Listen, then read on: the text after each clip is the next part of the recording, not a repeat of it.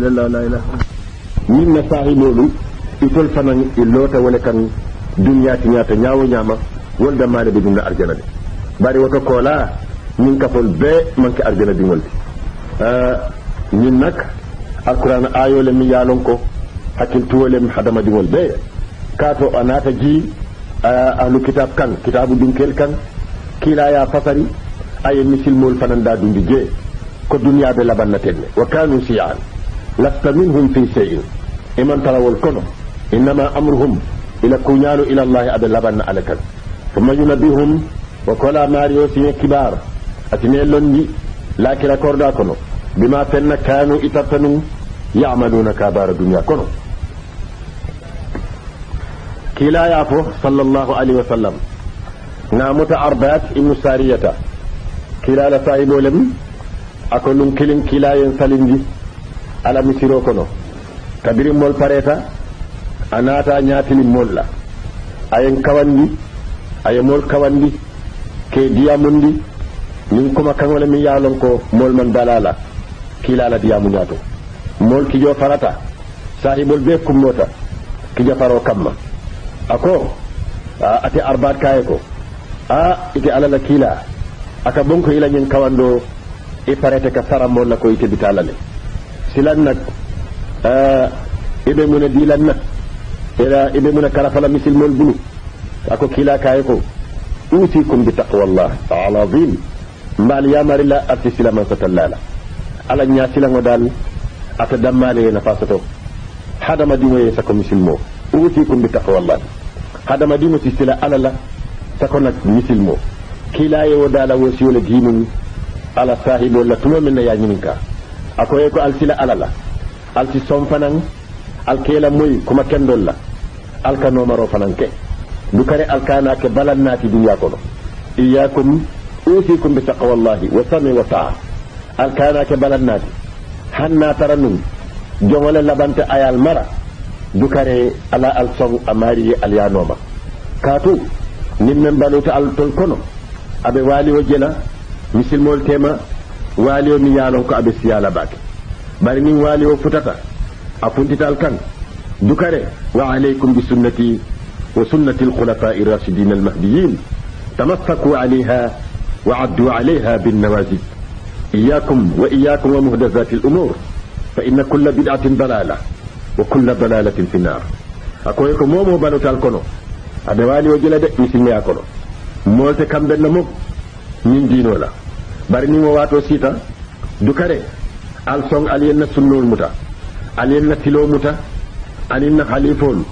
abubakar sadiq umar ibn al-khattab usman ibn affan ali ibn abi talib karramallahu wajha dukare na sahiba kendol na silo alo fana muta e bele tilinta dukare ngamen faale teng alal hakilol tuje ala muta kendeke ala king alta kin nak anin tanka dangola fo nyin kamma ate kanal la mal yamar la mal hakilol bulandi la du kare alal hakilol tu anin bidangol men nyanta funtila dunya jaman la bawla mol min yalon ko ibe kafol lola ya yirwandi ya ke ko muslima yalim aya tara bidangol muslima ya ta ko do ci saaje doron ate laban na fo ate mela doron ya hadama di wol filil andum filo atlem jimba silola wa kullu dalalatin fi nar ako kila yin ayi yamaro di sahibolla to menna ay kawandi fodo wulta aya nyinin karola alquran ko man jaa momo yanati ndiroke bil hasanati kuma nyima du fasarlal beko ولم لا إله إلا الله كاتوني أجي إكو أتلم لا إله إلا الله ولم كموتي من نياتكم البيت كما هذا ما ديمو سافنو أتبراجو ستجي لا إله إلا الله ولم نياتك ولا تنفسر لالكو الحسنة ولم لا إله إلا الله من جاء مومو يناتي ندروكي بالحسنة كما نيمالا فله أثرة وماريه 10 أمثالها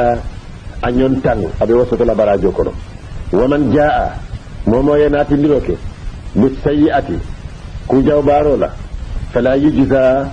ite joro kala mari la illa mislaha fo jongo doron wa hum itol modu min yalon ko ikale jo la yuzlamuna ite tonyela mole tije mi yalon ko isa tonye kuma kendo min misilmo yake waranto aya fo iba jola anyon tanna bari wolem joti mi yalon ko nak wole doyata beti wala tina alquran o ya sammanan bari modol bije mol kono walla ko kendo alaba jola sinya tan warawula modol bije ila ku kende killing alabe jola sinya keme warawula modol bije ila ku kende killing alabe jola bi khayri hizabin jonya mi yalon ko konti bote tarala je abe siyala fa mota konti la no walati nakila sallallahu alaihi wasallam ay ñin to ala kawando kono hadama jingol la aka bonko wotuma kan tolle fo ntol mi yalon ko mamma be ala balwala ako allah fi ashabi la tattakhiduhum qaradan min ba'di fa walladhi nafsi bi yadihi law anfaqa ahadukum mithla uhudin dhahaban ما بلغ مد أحدهم ولا نصيفه أكو السلا ألالا نصايب ولا كرولا السلا من ستلالا نصايب ولا كرولا الكان النصايب المتى اليك تلوم سنتي الكان النصايب المتى كوما اليك تلوم سنتي نكلا من سو لا سمو كان نيالون كنت محمد نيوبي ومن سو يبلو كنا ترنم altul hadama dingolu altul misilmolu min yalon ko almam made nabal wo kono na taranum kilim na altul kono atlaye sano soto mi yalon ko asiyata faye bere uhud berosi anata bondi ka tay ka ke sadati fa be banta na lafital salon ko alawa barajo anin nasaibo lamudu kilingi atasila hanna taranu mudo talantemo na sahibo ye wala ka sadati altol misilmol kono doye sano ke sadati mi yalon ko asiyata fo ay jabalu uhud bero alsalon ko alte tarandila no barajola o kamala mo tela ngan yo nyandi mol kat ñoo dañ ñamin nak baro la dim barajo wolem ngan ye ñima dorong sonno mo la seneya fentije warotije hasibiya tije nafik yaman taraje isaje hanni do man dingo kedron ala sasiyandiye na fanun ko dolbije sinyatan ala kejo wala dolbije sinyatan warawula dolbije sinya keme warawula dolbije bi khairi hisabin ala be jolale jonyami yalon ka man dandula so fasar lali hasanatu ta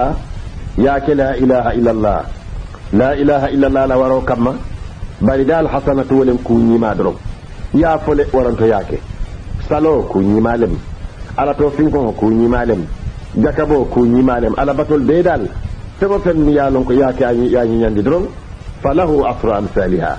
ibe sinyatan sotolaji adoyata nyawo nyama alquran ko kilaye ko qul afako innani anta muhammad hadani rabbi mario yankandale hadani rabbi ala yantilindi ila siratin kata silokan mustaqimin min yalon ko abitilindin dinan akata dinoti qayyiman min yalon ko abitilindin millata ibrahim walem annabi la ibrahim ala dino hanifan ada jankarin kasirka ya dinoti je wama kana ibrahim man tarani min al musrikin fulan kafumol kono nim misil moye ngani sitike kaku jawo bara anata bula ite junubo safelaye naya bula nak alanya silango kamma isi barajo safaye nim misil moye ngani sitoke ka ala soki anata bayi ite pen safelaye naya bayi alanya silango kamma fedma bantan bilde bari asilata ala dron ayatuje isi kunyi ma safaye nim misil moye ngani sitoke ka ku jawo ke anata ke isi ku kilin safaye ku jawola junube kilin isi wo safaye ñing alala fisamanteya anala hinanteya hadama dingo kan doron aka wale yitandi ñin dinkirato qul afoye ko inna salati munte muhammad nasalo wa nusuki aninna alabato wa mahyaya aninna baluwo duniya baluwo mume wa mamati aninna saya lillahi abe sarata alay rabbil alamina dafirol mume mario la sharika lahu fulanka fuman taraye ñin ko momen foten wa bidalika ñin ko momen na banketen nte muhammad tawhido ñin umirtu yo yamarole dinna wa anante muhammad awwalul muslimin ntelen musilme foloti musilmol kono ntelen musilme foloti ñin musilme manto kono ala ko kilaye ko afa makan koliye afa jalam batulale ko ntede nde ibrahima la dinole kono ibrahima dum amanke fulanka fu moti ni andum ntela salo alalel tamu alale ka tinna ka sal jomu ta kasali ko koten datije na ala batolu musuki kabirin hijo tano amume alale tamu na dunya baluwo na barol be dunya baluwo kono abe alale tamu andum na saya fanan abe alale bulu rabbil alamin men kita dafegol mario nta andum mario le memman fulango soto andum ala ye yamari wala albe salon kon telen musilme foloti men sonta amario la yamaro la musilme man to kono qul afoye ko a ghayra allahi faman satallatano abghi meñiniro kela rabban ala koten rabban mari koten fodum asida na mari koten ñini menke taman satallatanoti wosidano ñinin karole men ka bayroke wa huwa annu ate rabbu kulli shay'in atelen fengo fen marioti wala taksibu abika fankantake kullu nafsin niyoni illa alayha fo ay junubo ben bara kan wada male be tarala kande ala bika toñero ke amanda annu ati dala nte muhammad nga mari kote ñini men manke dafengol mume be marioti andu junubote warala hadama dingo jaato kan fo ala ye fen la paye je mi yalon ko amake wala tasiru kullu nafsin illa alayha andum wala taziru ata junubo dumilano niyote junubo dumilano waziratun niyo mi yalon ko junube bara lalem wisra ukhra ni koten na junubo alata sonna idingo ye junubo bara ite ya dumi aya tara ima kulu akan ima sabu alata sonna wala alata sonna ila muso ye junubo bara ala ya nyafi kan aya tara ima yamarala aya tara ima yitandala aya tara man diye suma wata kola marjiukum alla murundula ila rabbikum akata al mariyo kan al bebe murun ala kan fayunabbiukum atinal kibar bima tanna kuntum altartanu fihi man satalla karala takhtalifuna katra wali alla wali o dunya kono jang doli kudol support dol ya agent dol kambenta kudoto dol ya kanu dol man lafala alla wali o hada majulu ana ate bolano dunya kono jang lakira lo lumole nal natan sal kibari jumal lebe tonya kanu fayunabbiukum bima kuntum fihi takhtalifuna kawali je wa walladhi afalam mansoti ja'alakum ayalke altul hadama juhulu khalaifal ardi alkata banko marar lalti khalaifal ardi alkanyo jo sey banko kan warafa anata tikandiroke ba'dakum dolla altul kono fawqa ba'din dolu kan darajatin darajolla liyabluwakum aya kedrom liyabluwakum min kamma asal jarabi kal jube fima fenna atakum ayal diyalla inna Allah ala sari'ul iqab man so len men ala yankan ko to tariyari wa innahu atamanso la ghafurun yanfalalem rahimun ne malalem madi wala ka banko wato banta monsieur lojan fawati ko te insha Allah subhanahu wa ta'ala alqur'anu la barako ala man ala ya jindi gambia banko kan anin misilmol la bankol mume be kan wassalamu alaikum wa rahmatullahi ta'ala wa barakatuh qulu assalamu alaikum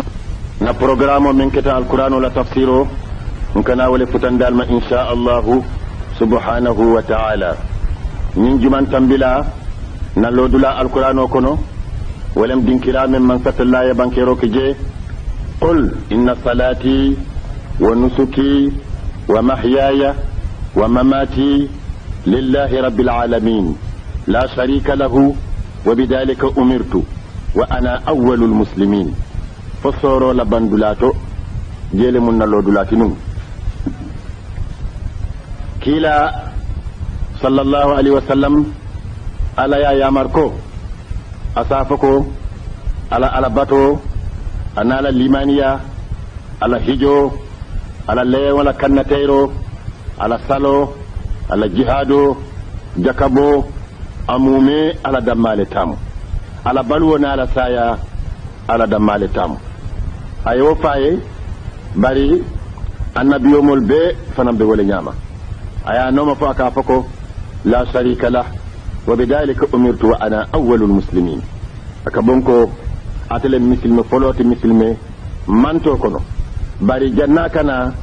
مسلم يا دمال بي دنيا كنو النبي أمول بيم مسلم ولد فالأنبياء كلهم مسلمون إبيم كلر لالتي فنن كتا مسلم يا دينو كان النبي لا نوح أتلين بانكينون أكو فإن توليتم فما سألتكم من أجر إن أجري إلا على الله وأمرت أن أكون من المسلمين النبي لا نوه اللي يوفنو كون كمن مباديولو كون كمن ديالتين نالمان سونالا أليا كولا دي أنت دي ما فكو علين جوجي كاتو على لبن جولا بارينك من ستلا ين يامري نك مسل موتي دي نترى مسل مول كونو النبي لا نوه اللي يوفو وأمرت أن أكون من المسلمين النبي لا إبراهيم أدفننا ينم بانكي إذ قال له ربه أسلم قال أسلمت لرب العالمين من ستلا كايكو إبراهيم صن يدم مثل ما يكونو أكايكو ماريو والله إن بنت مثل ما يكونو نمفن دي دار لا منسولة النبي لا يوسف عليه الصلاة والسلام أتلي أفنونكو توفني مسلما وألحقني بالصالحين ماريو ألا ما ينفع مثل ما يكونو ألا ما ينكفندي إلى جني مال فننكونو النبي لا يوسف لا يوفو النبي لا موسى عليه الصلاة والسلام أدفنا ينفنون أكو يا قوم إن كنتم آمنتم بالله فعليه توكلوا إن كنتم مسلمين ناترى السوان دي تمن ستلالا woto alal fan suji man satallala sembo kan alal fan di alala al bikmariola in kuntum muslimin nal kata misilmoti woto misilme ya yara fan ate dammalem dinoti men alaka jindi annabiyomol kannu kana kay hadama din wolle ka toñina ñini wo dino e doron ka yele mandi ka fako dina kari bari yara fan dina kilin damma wala nene tarata man satallabulu ولكن خلافا نكو وبذلك أمرت وأنا أول المسلمين القرآن نافنو نيم بروغرام من تنبتا كو القرآن كو ولا تزر وازرة وزر أخرى مولا جنوبو تساون نمو كان bari nak ni nga wofo walem junubo men yaake moome makoy je yaake amanke ko mole sabo dade ni moye makoy je ada fanam be junubo soto la je de ila wa baro hannama ma be je ite be junub ata fanam be junubo soto la je de walakin nakila sallallahu alayhi wa sallam ako man sanna sunnatan sayyi'atan fa alayhi wisruha wa withru man amila biha ila yawm al-qiyamah kila ko momoye sunno londi ye silo dada molye mi yalon ko sila jawolem ala soki silolem ya dada ya tu hadama dingoli dunya kono jang ifata isa lonko ila wo sunno a junubo momoye kukeje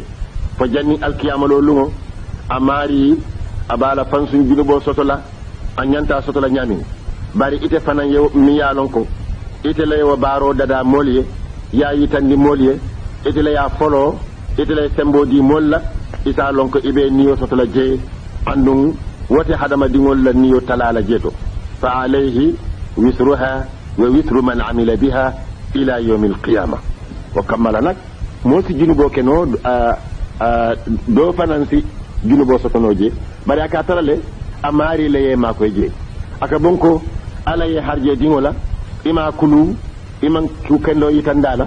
foku jawo ani ala sokiro doron yewala yitandala fo akeba ya tawakono ibajela ko kat aya kuwo kuke ifanam be niyo sotola je e walatina alqur'anu ko ku anfusakum wa ahlikum nar alqur'anu nata fa kotenge ko man satalla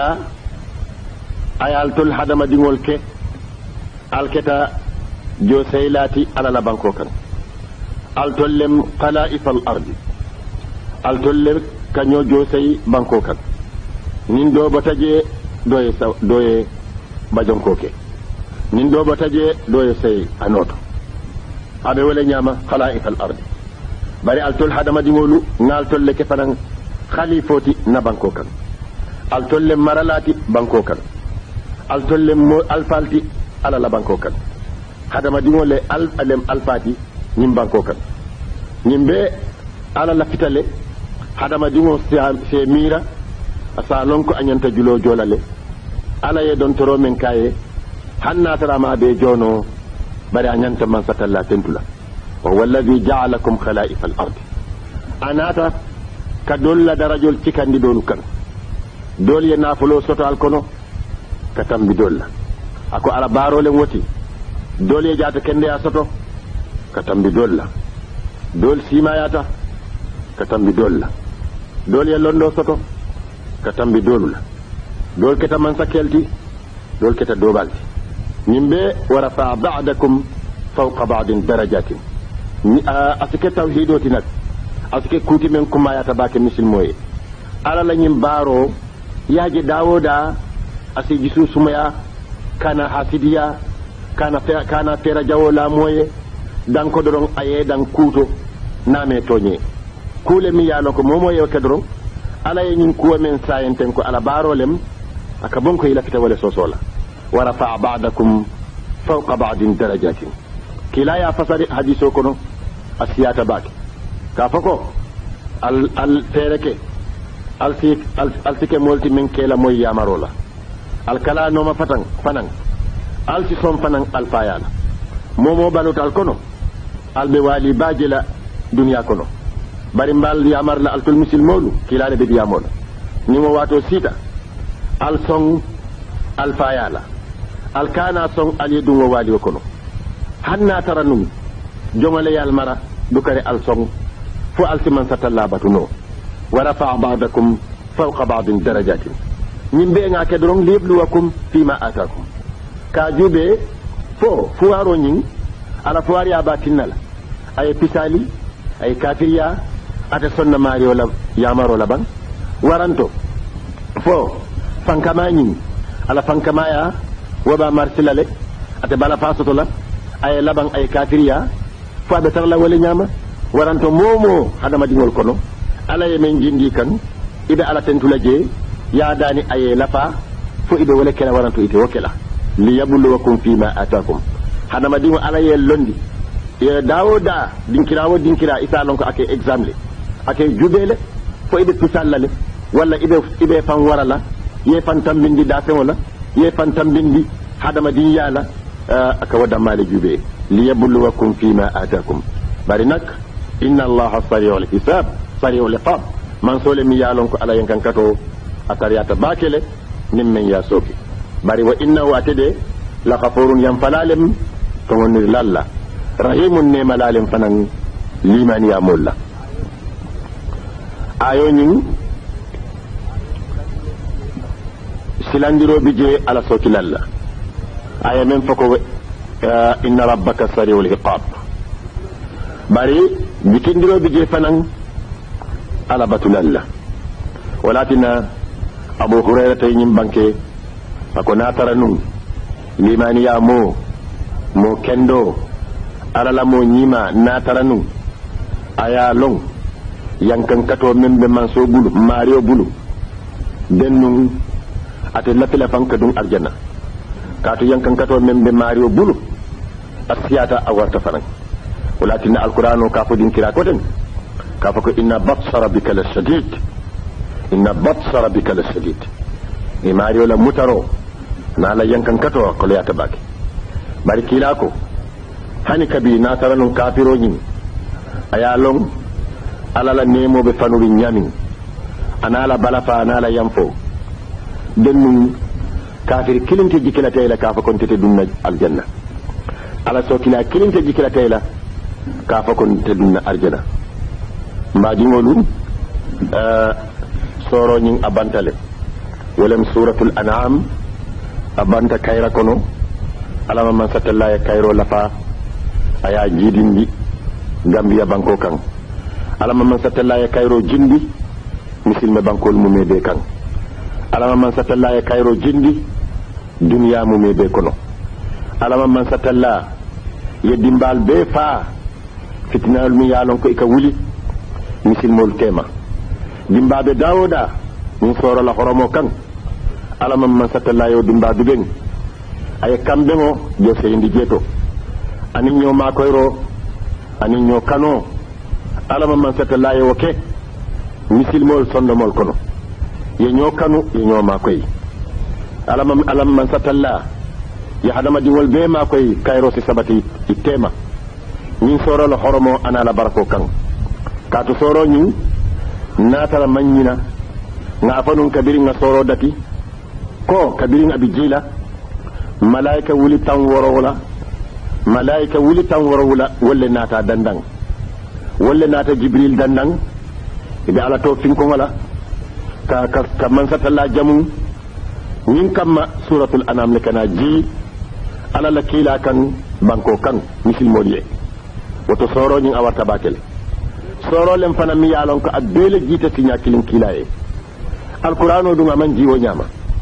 alquran ayo luwat do bije aya kilin ka ji aya fula aya saba bari suratul anam ajita suto jibril ya sambanan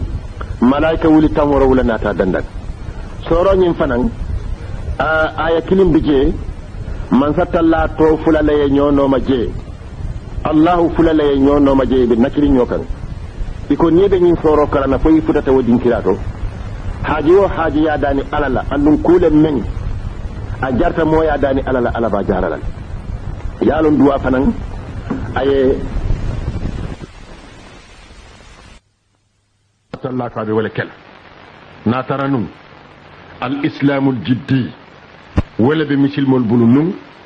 dennun isa lonko al islamu dinun la yujara mo bi kaño sabandiro keno misilma yala anin dina kotenna fen koten te keri men banko kan anin misilma ya sinyo sabo keno wanyo sabo ye tenten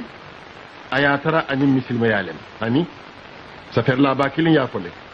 ako yenyo sabo tara dawoda misilma yanin ku koten hani misilmol nin ku koten nem bari misilma yanti misilma ya jato mo ala la fengoti ala man ku kan يا أيها الذين آمنوا التلمول من يالنكم التغندت القرآن إن كثيرا جماعة من الأحبار اليهود للون الكل والرهبان أن اللبيل لا يأكلون إك دمروك لا يأكلون إك متروك أموال الناس مولا نافلول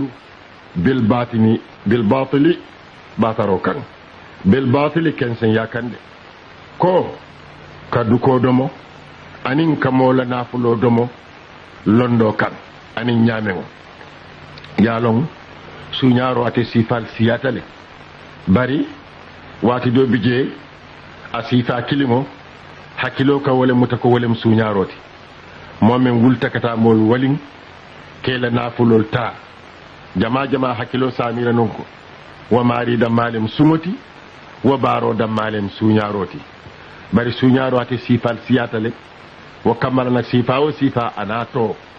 ñin sifa man satalla ya tola aklu amwal nas bil batil man satalla seede ya sammanan ko al yahudo la lonnalu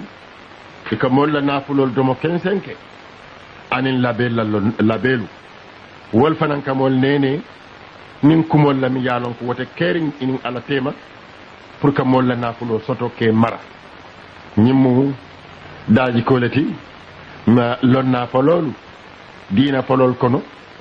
walla be tennum nim misil mo ye ñing alquran ayo karang wote bilugo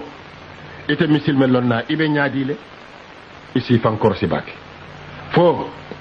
ko al ahbar be ñamin num ani rahabin fo ibe wala ñama bang waranto hani ite be ka hani ibe ka hani buray andu ite hani la ka mola bututo domo 15 kan ni be wo ñama de woto ite mo kilala man toleti sallallahu alaihi wasallam min yalon ko alquran ko ukhrijal linnas ko itolle fisiyata man tol beti daji ko la bari ni man tara wo ñama asi koy la lew koy be ñin rangole ko no de ini ñimmol be kiling fi samante yati je mbe man satallale mum marioti andum mbemba adama la wulu woto nin al yahudo lonnalu keta molla nafulol tiñar lati kensenke label fanan nata ye noma ni muhammad lamantol fanan nata wakola ye noma isa lon ko ibe waka fole kono de walatina man satallako ya ayyuhallazina amanu altol mol min yalon ko alimaniyata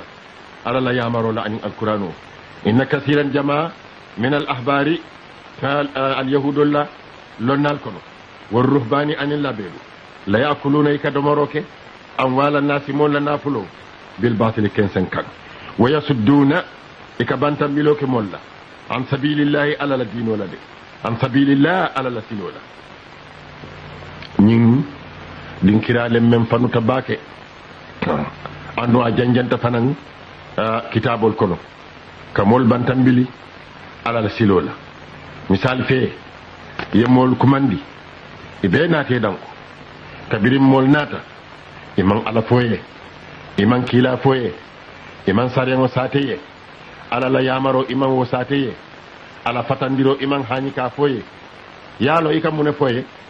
wolem ala mu yam falaleti mama be tenni mfa be tennenu nalien noma alien yamaro batu nama masal kanju wakuma sifalu wa yasudduna an sabilillah yahudol be wala nyamanu anir rahabinul misil mo si jenke wala fereng wa yasudduna ka bantam biloke an sabilillah ala silula sani akana saw walladhina mol men yaknizuna dhahaba ika nafulo ika sano mabo wal fiddata anin fa kodi foro wala yunfiqunaha ibika depas fi sabilillahi ala la silokan ibika sonka dundi ala la silokan kajako bondi fabashirhum isiwal kibar bi azabin yankan katola alimin min bidimiri muntumalen wati dum ako yawma yuhma lunga men ibe janila alaiha akande fi alaiha kuma wana fulo kamma fi nari jahannama dimba kono fotukwa isi paseroke ka janiroke biha ningo wa nafulola jibahuhum ifondalu wa junubuhum ani bala jatolu wa junubuhum ani karol wa zuhuruhum ani komolu hadha malaikol ka foye ko hadha nyin nafulo hadha nyin yankankato ma walen fenti nun kanastum alyama bunde li anfusikum alfangol ye fadhuqu almutaroke ma fenna kuntum altartanum taknizuna kamabu ñing alquran ayo anata ka misil mo silandir ñame yedan na tamboke misil mo men yana fulo soto aman son ka jako bondi je aman son ka badi mo makoy je aman son ka sambenta mo makoy aman son ka fuwaro makoy aman sonka siño ma koy man sattallaka walladi yamundi jan ko muhammad isi wal kibar ka foye ko yankankato be ñaato men dimita bake anata wo yankankato fasari alquran kulo kono ako lungo men e be wona fulo yele mandila yaake dimbati kake ko fer dingolu asitara malaikul bulu e ka wona ful tiyolu bala jaatolu passé ke fondalu passé ani karolu ani koma lonnal ko munatinna wodin kiral dono ibe wala passé la bala jaato kono naful tiyo men aman sonka jakobo malaikol sa fonda passé folo fula nyango isa karo passé min jahannama ferol saba nyango isa komo passé e ko men yewo sabu naful tiyo même man pare ka jakobo walla iya walin nin haajo la men kolayata bake na pareta atela haajo jarala folo aka nyakuyali anyada ate wole fanundila ite hanyilala walati nay be jele yankan katila folo fulan jango isaje asa karo dila na pareta ke ko dila ka aka folo le asa karo dila nal diyamuta wo diyamo ita nyaaja nyaada jele ko tenkede na meta do isaje asa kola di wo suufu samo wolle kana fulo patandi hadama di wala men solatala solo mi yalo ko akumayata isaje wo kammala na man satalla fanam be wo suufu le yankan katila jibahuhum wa junubuhum wa zuhuruhum isaje malaikul ke jalay ka foy ko haza nyinde ma walen fenti kanastum aliyama bonu li anfusikum al fangoliye fazuqu al neneroke ma fenna kuntum al tartanun tagnizuna kamabo jakabo baliya misilmo la nafulo kono ka misilmo samba jahannama le misilma ya bala jata kilinnem do te barala no yedo to koma ibala jato ni ko ke dimi kenneke ibala jato be ka kalamuta ni bulo ke dimi ibala jato be le ka kalamuta ni si ke dimi wo nyama wo kamala misilma ya tun kungolu ite do barala no yedo tuje ya mira ko ila misilma ya timmata wo nyama man satalla ko ni man tubi wo baro la foy fata ibtala jahannam atla ya fode yawma yuhma alaiha fi nar jahannam hanna tara ika sali ika sum ika ta hijola wati wo wati bare ila nafulo be maborin jakobi ka boje mok jakawul te bolaje buray misilmo te walinna ayal haajo dante ya jara buray hanna tara dal sikilin haajolem wonne ne te kela ite badi wo jela bata ko do buray ya makoy ya mira ko ila wasalul be nafala man satalla ko wote nafala no kato tonya memmi misilma ya jatoti anun dalilo me yatina ala ye dino jindi ima soto dalilo me yatinna min ala batol be kake wolem ka sondomo kulu dorom bala faye taraje maloye taraje kayro damma ye taraje andu wotete bala wa kammala dal iman timma iman ke misilmoti inna idata suhuri karol yatela membe sankono endallahi ala fe isna asara tannim fulalem sahran karol fi kitabillah wala man satalla wala be man satalla la kitabo kono wala lahul mahfuz ala la wala ba min dunya kunyal bebe saferinje lakina kunyal bebe saferinje wo wala membe saferinje de wala nyinti ko san kamalo mu kartanin fulalati isna asara sahran fi kitabillah muntumale moketa man satallako yawma khalaqa lugo men ay daroke as-samawati samfata warawlulu wal arda anim banko minha asatata wal kono wa karol kono kartanin fulol arba'atun karnani hurumun wal mukarol lati membe buñarin ibe horomari moma nyanna mo kelendi laje moma nyanna mo la fenti nyalaje wa kammala isi arabol jenu wotumo moye fama fa inaye ben nin karol kono ita mala hani te fem folay nin kama karol la buña nena nga letaro sota mam me fan bari aɓe jamparin sañi ma mari to long bari hakkilo ba mari kan ala sidula wala bakawun kole mati ayen safe kan ñininka arba'atun hurumun al ashurul hurumu wal mukarjumal lati walem zul qaada karo men ye banna karo saban anin banna anin musukoto karo anin arajabo wallem karnanol timen alqur'ano ya haramu yandiro kije ño kelandola anin ka kukije mi yalon ko ibe badi ngot torala wallem arba'atun hurumun asike ila jabiroti natare kela mo ñim programme la dorom aysa lon ko al arba'atu al ashhurul hurum ولم سل قعدة أن سل هجة أن المحرم أن رجب ذلك ودي وحرام يندرو كحرم الدين ولم دينوتي القيم من بتلندين فلا تظلموا الكانا تونيروك فيهن وكارول كونو أنفسكم الفنول الكانا على سوكيروك جي kaatu ala sokiro wo karol kono a junubole ka wara a junubole ka garaaw katambi ala sokiro la karkotengol kono men manki woti dol ya fasar wala ñaama fala taslimu fihinna anfusakum wa qatilu al kelendiroke al musrikina fulanka fumolu kaffatan imume kama yuqatilunakum komi ikal kelendi ñamin kabirim makka sate kono fo bi almadinatul munawwara imal bulay bal kelendi kadrom du ko reatol fanal julo jo kama yuqatilunakum komi ikal kelendi ñamin ka fatan imume yalon labango arabu du banko mu me bele kambenta ka musilma ya kele walatina labango man satalla fana yamaro di musilmol la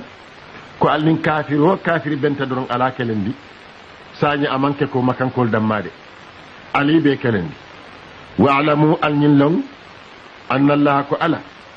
ma'al muttaqina anin ala nyasilan nallem aka wolle ma koy hanna tara ma koy ro bi dukundi jomala miro kan wa nyawa nyama ala be ala nyasilan nale ma koy la adam malem nafati nak adam malem nafati dunyanin lakira ko warta nyawo nyama nin ala nyasi la wata kono abaro warta nyawo nyama kenseng abe laban na doron fonyo ya fe ayeta natara misilma ya baro lem ala nyasi la wata kono aman nafaso wa alamu al minlum anna allah ko ala mal muttaqin anin ala nyasi la nalemde abe walla demala abe walla makoyla walla be barako sotola walla be kayro sotola dunya ni lakira walla si tankano fanan man satalla la jarabola de arabolu e ka ada kilinna tamandi num alqur'ano ka nawole burka kayitandiro ke ko wo mam beteya andu misilmo sa hakilotu akana wo tamandi ala dino kono tuma men man satalla ya haramu yandi kafiroli ya lo nga fonu ko man to ten ko al ashhurul hurum walla min karnanol men nge kontenun teg man satalla ko mo kana yelo bonje wonak man satalla ya haramu yandi nun kabirim annabila ibrahim ala jamano ala dino kono ando ala dino wala misilmayati labango doron inatele ni diya tamandi wakan wakiti wakan yaje ko comme karolu misilme karolu abikallo dula kilimo soto sango kono wati dobe je banna karo asikeno ko sama kono lem wati dobe je banna karo sikeno tilkando kono banna karo sikeno sumya wato la askeno kando wato misilme ya karol ka sawun ne jamano kono o kamala yaje ko nin karolu na wato tembeta wato la min yalon ko ntol ngaje ko kar kundankolu ninge attaque je se kelendino nge kelu fa nga dingol muta nge ko jongolti nge la musolta nge futu dukare al ngawa karo yele mandi nsa tola ko kar koten nem nsinna hamo kije ni wo kar koten ngonata nga tola ko atele muharram isaje nsi ala bato kije adiyate e nyamindro ka ala la kitiyo falindro kontol misil mol nka ke nyamin sañidro ka ala la kitiyo long wakola ya falin ila ni diya kam ika wala kenim alqur'ano kana wala foten ko innaman nasiyu ka karo dukundi nin karbu jari ngol innaman nasiyu dukundiro karolla ka kelo ke je ha ziyadatun mu jidindiro lati de fil kufi kafir ya kono de wode wo mu la faro lati ka kafir ya alala amman beteya dukare alkana ke ala bula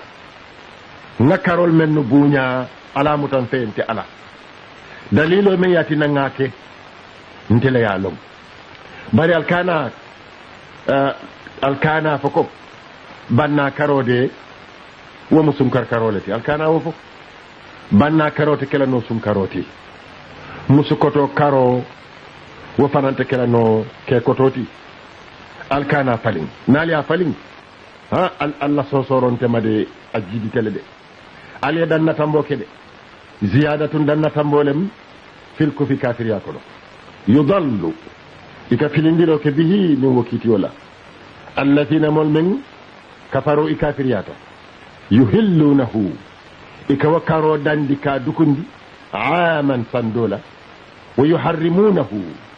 isa haramu yandi ka kelo keje aman sankotenna munati nay ka nyinke khana dunya hadu bodorong ani ni dia nomo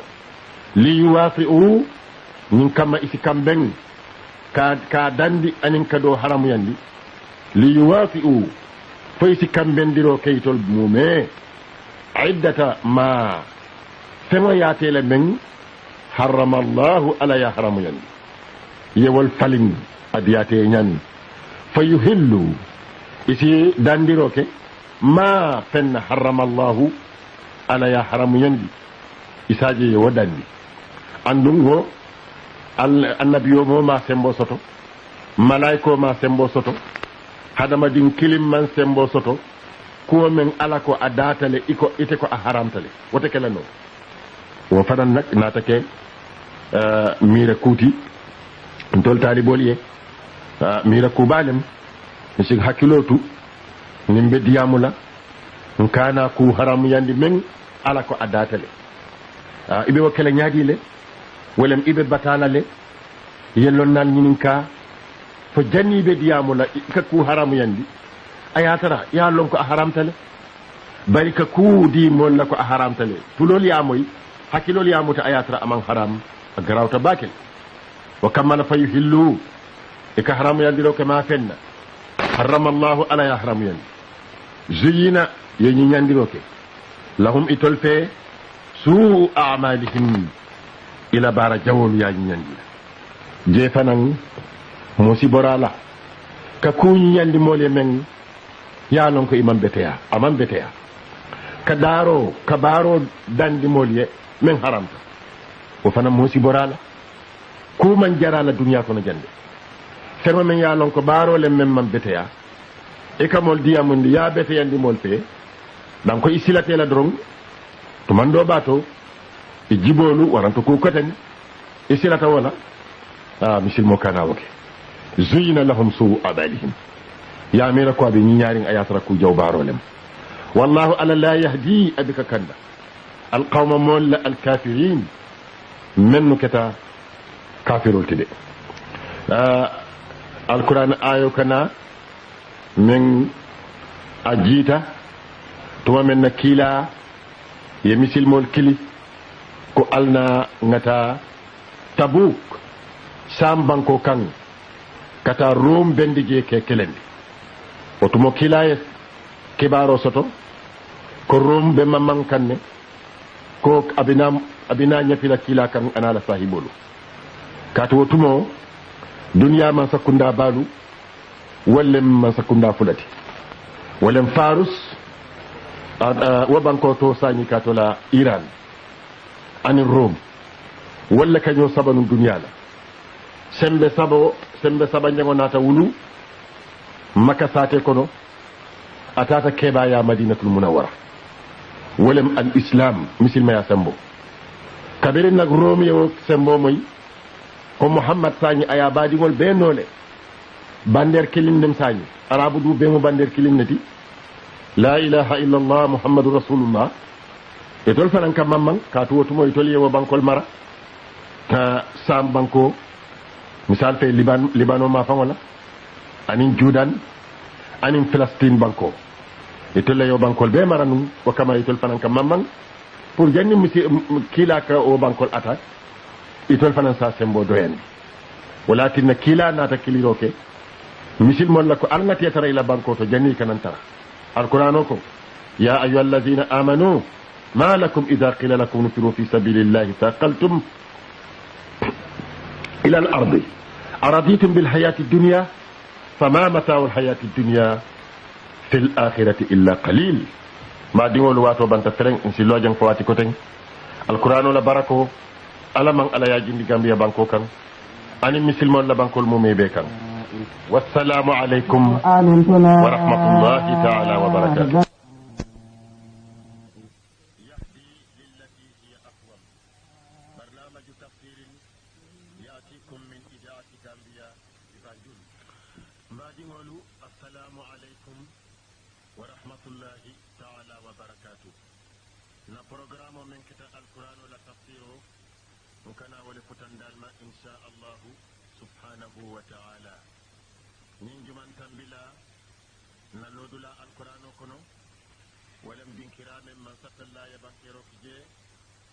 إنما النسيء زيادة في الكفر يضل به الذين كفروا يحلونه عاما ويحرمونه عاما halalo dal hadama dimo si tarano je kato abe fanurin ne fadama dimo bita ballo halalo yo kamala mosi kanyan halalo la drum ila kacha kono ila nafulu nyino kono ila satarol kono ila signol tema ko dal yedan halalo kono drum akanyen tan hanni da sarano la yedan halalo kono drum kina ka sarano ken sahibol ani diwol bari ala sarano akoto be ka ke tonyal misal ke ay musukeba men diamundi akaye ko musukeba bi ka du aljanna musukeba ni kumbo tata aya kuma ndanata akaye ko na tonyale foye ni la kita dunna aljanna ala ke yele manga yake sunkutoti wala tinan ko yeko musukeba bi ka du aljanna bari amanke ko ni keba ya ta dorom ittal aljanna ko denke wo musarano lati men kila ya diwo musola sallallahu alaihi wasallam bari tonyale be duma وسران صفة أداة المسلم يكون تنتجي كلا يا بنك صلى الله عليه وسلم أقويل للذي يحدث بالحديث ليضحك منه القوم فينجل ويل له ويل له أكو ما سيبو أني ينكن كتو أترت موي منك مول كتاندي كي جلندي أياترى على وكتاد مومي مفنيالتي anata la fa ko tanke ako masibo ani jahannama dum wa salata o moye anata fa ko tanke waylun lahu fenen yalon ko ajarta hakiltu wala kilane ya banke ko tanke ako ana za'imun bi baytin fi wasat aljanna liman taraka alkadhiba wa in kana mazian akonte muhammad e nganyilla ko njikita ko arjana bugol men be tema molle tamu menno bika fanya fo hanna tare be sarano ko do ako wolle be tarala ji arjana dum a temale forta dum kiral bela fo danni be futala den ngol la fo danni be futala den ngol naaje kitabu kilin kono ako la'raf mudin kiralati min molu min yalon ko ila baro me sammano aljanna ando i kanata jahannama dumula jele mu ila din kirati al araf ina tarala jeto je nak ko dunya balo de nyamin len ika do kule ya do mo dan karo si taranoje ni ku yalbi je dal kon ka dunya balo wodro bari la raf ne be buru kalale ala la memo kan ibe ya sawu aljanna bari ila sawu folo e ka dan aljanna den den wala aljanna gadinolu jele bakala ila sabati bilala bari sitara ka ala dani fo janni ala be sawndina arjana dum kelde damenta walakin duwa be tayata hani arjana kono duwa sitara noje ka ala dani misil mo sitara ala dano la drum ala la fita wala ala min hadama di man kilin ala min jogo man kilin jogo ni ka dani ala soto siyata nyawo nyama anene be jele ayemun bari ni ka dani ila dani ro kasiya nyamin ika sutiya man satallala wala nyama fu ayake farloti tan ud'uni astajib lakum innal ladhina yastakbiruna an ibadati sayadkhuluna jahannama dakhirin duwa da tayata kila ya banke sallallahu alaihi wasallam ako la yu'minu al-'abdu al-iman kullahu hatta yatruka al-kadhiba fi al-mizaj wal-mira'i wa in kana sadiqan ako ala la jomata kelano limani ya muti kalimani ya mumi be soto akamallingo ako foy si fanyabula de hanni be sarado kono hanni be nyoso sole kono ye fanyabula hanna natara yaje ko itene be tonya kan wo nyoso sor dula du kare non la balango kane dum fanya fola ako ni de wo nyamade ila limani ya kamal fere modol bi jemet wal kela ni rol tambi bi dorong yebula noka e hakilo ko kuma isa banke molye dan ko mol si kontaan kaca dulal aman jara la nak mol la kontaano man jara fanya fola man jara la hadama dina lam futa bake modol bije wal ila hadama diwal kenturolu ikadanna tambo ki jeleto ka fanya balu dada min kam makar si kontaan madrajatu ila al-kadhib misil mo ñanta hakkilo tula naabe misil me kote wala daaji ta kendo bankela tata hakkilo tu akana kufa min amalong mola jayro man jari ye kufa min imalong misal ke ka fako kaarige ntenga lonko kadirin ko mbogundi fokoyna a ñongoti jam londola waaye yëkku fa iman mel long to ñaato ñaa yëkku fa min iman mel long yëkku ne fa min ala dam naa ci kaar la naa fulo siyata